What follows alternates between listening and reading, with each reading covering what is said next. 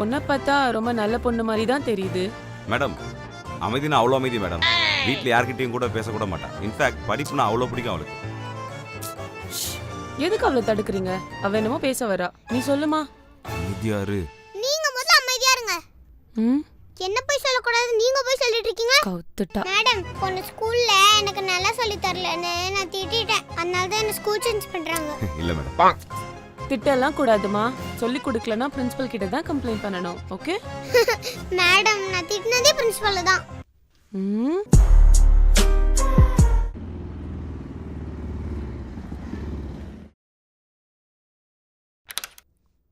ஆழியா, ஆழியா எந்திரி. ஏந்திரி. மம்மி என்ன வீட்டுக்கே வந்திருக்கோம், வேற ஸ்கூல் போகலையா? என்னடி இது? ஏய் கீழே இறங்கு. அப்பா ஓய் முத்து ஓடி. என்னம்மா